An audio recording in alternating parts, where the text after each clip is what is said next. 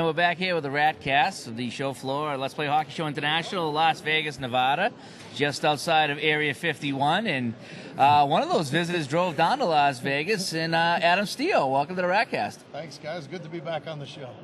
You got any questions for him? And Adam Stio, thank you for being on the Ratcast. Great job, guys.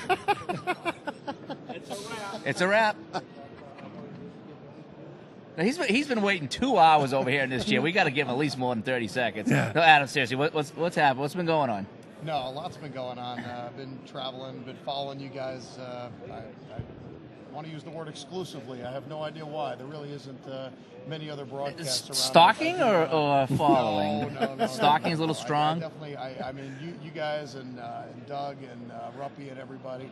I religiously follow you guys. That's the appropriate word to check right there. It's just great to see what you guys are doing for the sport, and it's just a fabulous thing. I mean, every week, I guess you could say the antics and everything else is always something I look forward to, of course. Hey, do you love coming to listen to a hockey show and listening to 40 minutes of current events by Doug Wallace? I love Doug to death.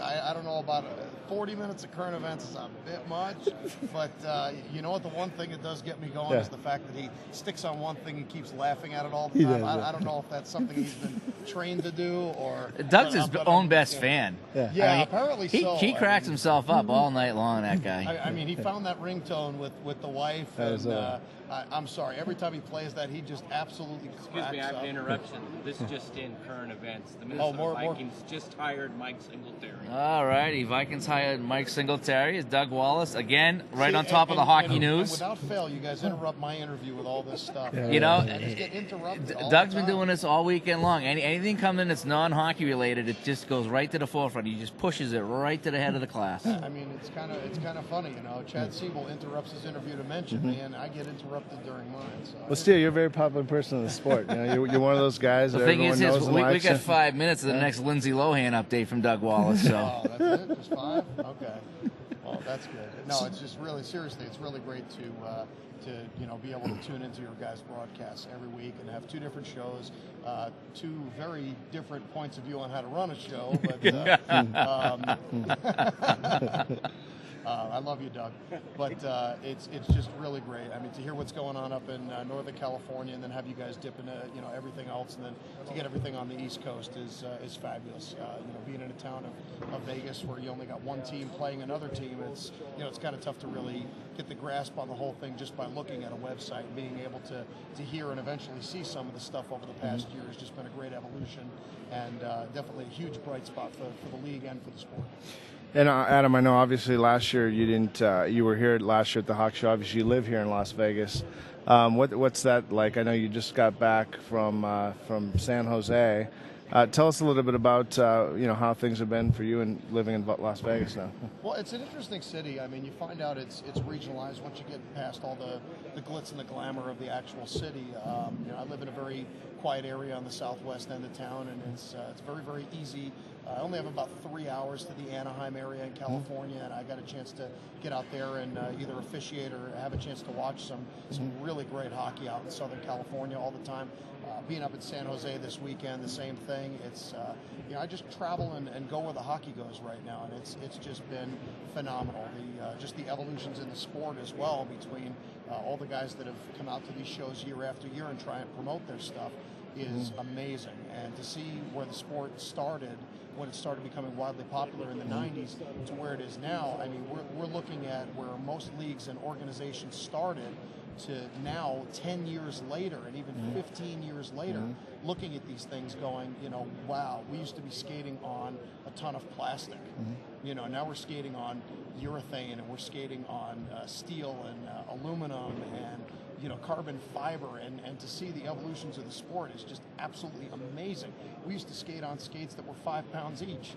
Now, your skates, your shin guards, and every piece of equipment you wear from the waist down doesn't even come close to that, and it's fabulous. Yeah, absolutely. I look forward to coming to Vegas every year. Adam, to see you, you're a great guy in the sport. I always love to talk history with you, the history of the sport.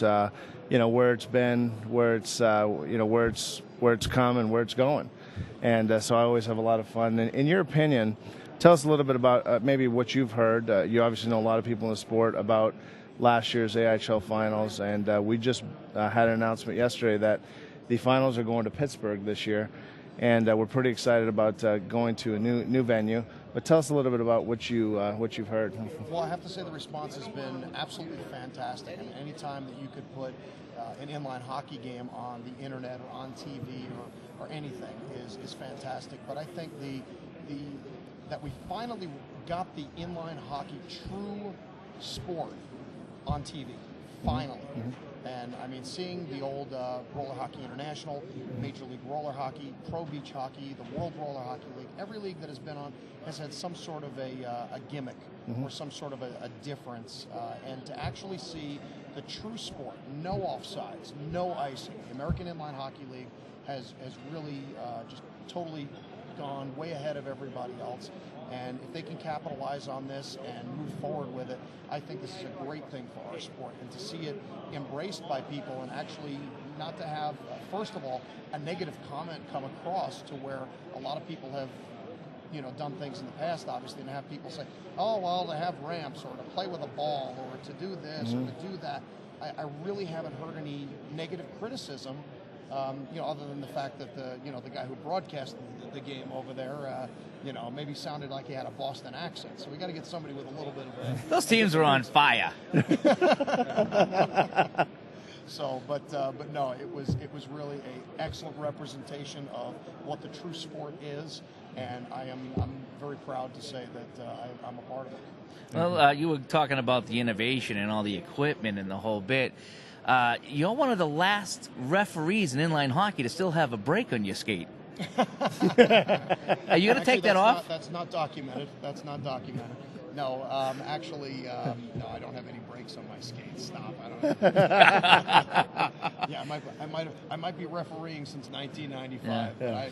But I can't recall a time I did referee with a break on my skates. Now, we refereed a couple of pro inline hockey, at least one set of games. Oh, it must have been back in 2006 or 2007, I believe.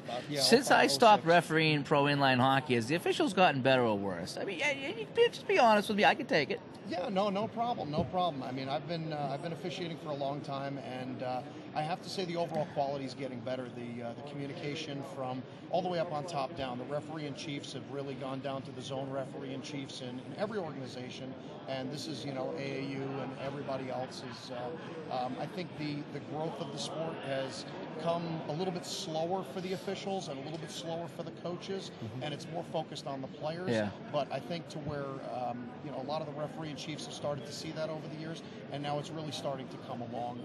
I would say in the future with development programs starting to take a real turn for the better now, because I mean all these organizations have something to offer, and they need to be able to offer it from the ground up. Somebody needs to learn how to become an official.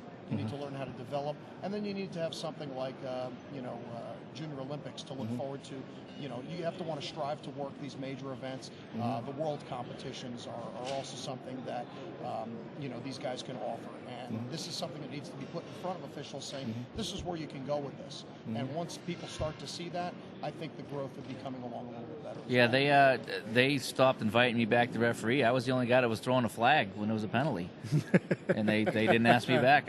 You're the only guy with a 1985 haircut too, so I mean. I'm the only guy with a 1986 Camaro too. So. Exactly. So, I mean, you got to grow with the times, Dave. That's all I can say. I don't know. There's no better band than REO Speedwagon. That's all I'm gonna say. Anyway, Adam Stio, thanks for joining Mario Sousa and Dave Gardner here on the Ratcast from Las Vegas, the Let's Play Hockey show. All right, thanks, guys. Thanks, Adam. That was awesome.